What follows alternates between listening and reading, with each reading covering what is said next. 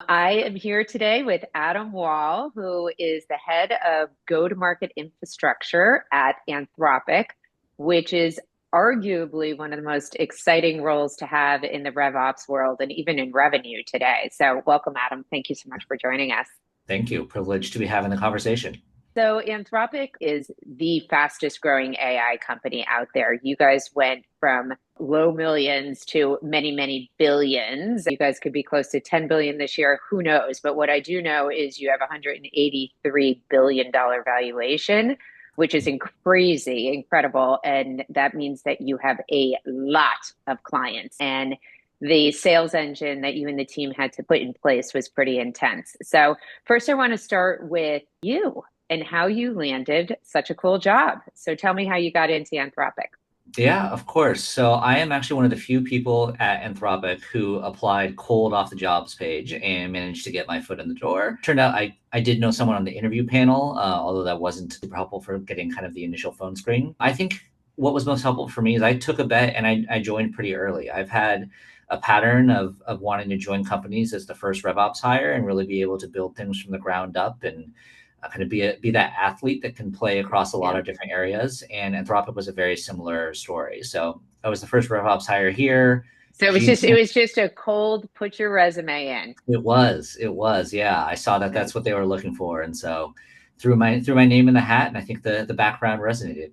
So you made the decision to join Anthropic at its earliest stage.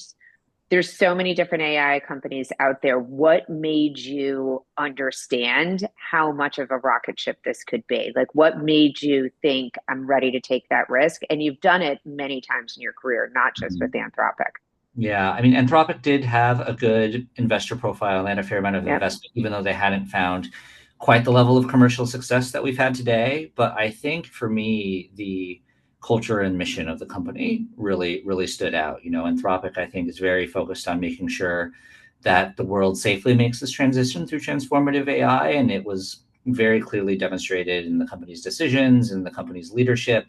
And I think throughout the process, I was able to tell that it was something that people really believed in and wasn't just marketing sizzle. And so the fact that the company's values aligned with my own and what I wanted, and it kind of went Yeah. beyond just the job description, I think made a big difference for me really wanting to join. Yeah, I love that because unfortunately we spend so much time at our jobs and in our work. And if you're not really aligning with the vision and the mission and the company's values, it could be really hard days.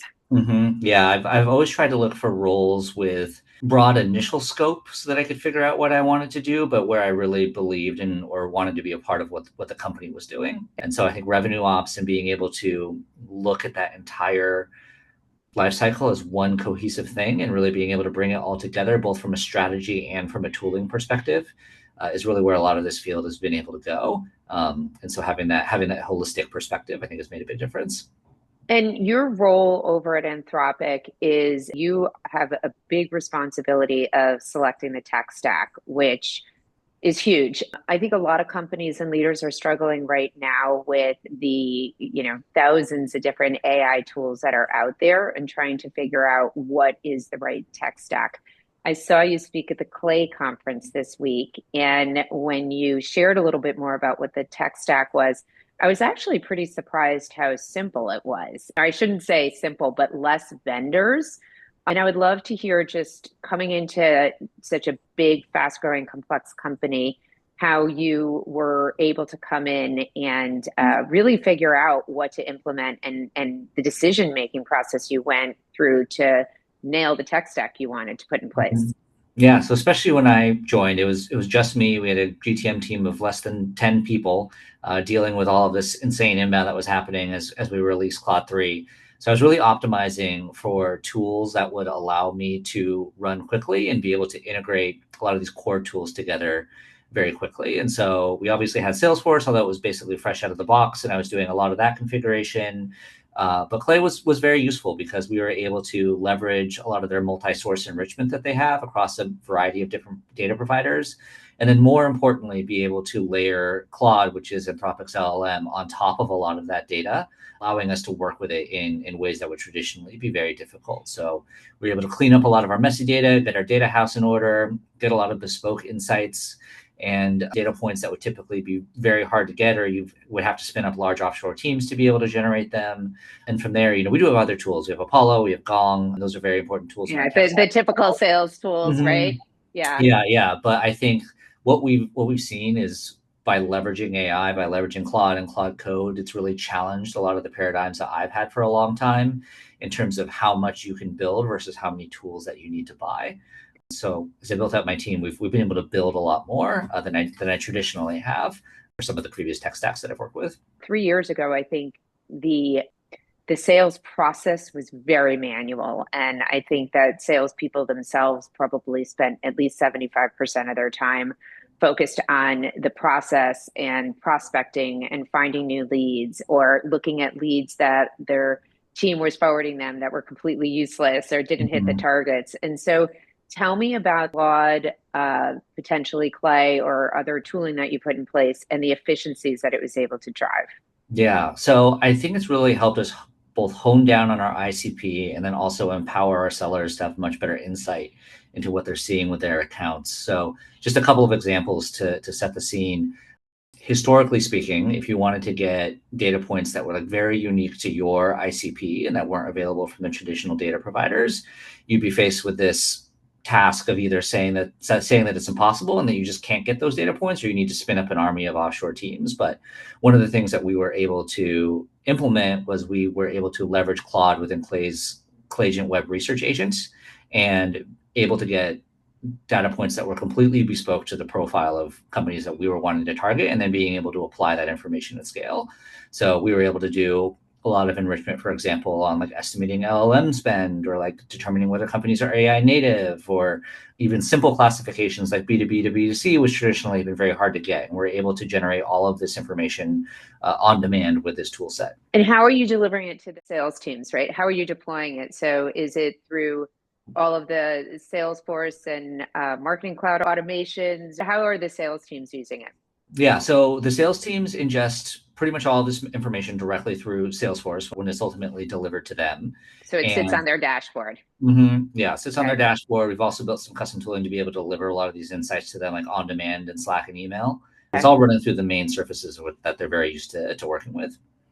Has that helped as far as number of accounts per head? Have your sales people been able to manage more accounts or drive deeper with accounts or grow accounts because you guys have been able to deliver so much into their dashboards?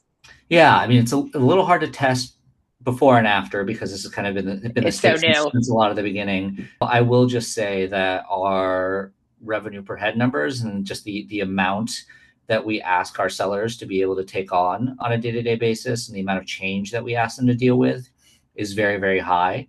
And Yeah. so any tools like this that allow them to get information more quickly and be able to more quickly gather context allows us to have that very high leverage that currently exists within our Yeah. team. Instead of having them do that research themselves, Claude is doing a lot of that work for Mhm. them. Yeah. Yeah. Amazing. Okay. I have said it. I think RevOps is one of the most important hires right now for any organization, any, growth organization or companies that are trying to scale quickly or even drive efficiencies through their growth process and their sales and marketing process. What advice do you have for CROs or CMOs or CEOs that are hiring for your job? Because there are great RevOps people like you, and you and I have had the gift of working together before. And there are also those that may not be as sophisticated as you are when it comes to the new technologies that are out there, as well as to implement the right way. So, any advice that you have for hiring leaders on how they could pressure test that through their interview process? Yeah. So, first of all, I think it's important to remember that RevOps is both a strategic function and a technical function. And I think it's easy to fall into the trap of only viewing it as one or the other. But Mm-hmm. if it's operating at its best, it will be able to do both. And so I think defining your hiring profile clearly, so you know which of those that you're looking for, and ideally trying to craft the function so that it is both, is pretty fundamentally important. And then on the strategic side of things, I think looking for folks who are able to really think across that full customer lifecycle, and that you would feel confident as a revenue leader really could be your strategic right hand in terms of planning out and determining the shape and direction that your business is going to go. You should have that level of confidence in the person if you are hiring them for that strategic function. I think this role is becoming a C-suite job and the most important role next to any revenue leader. I believe that end stop these days. So any other words of wisdom you have for hiring leaders or even RevOps people looking to grow their careers? Yeah, on the evaluating on the technical side of things, I would say it's finding folks who think about revenue technology in the context of trying to build towards revenue acceleration.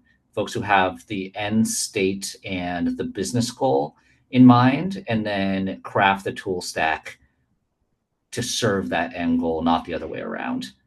We're not building technology or tools just to put them in place, but it's thinking about what's the end game we're trying to achieve. Exactly. Awesome. Well, thank you so much, Adam. I appreciate you joining the conversation. That's great to speak with you.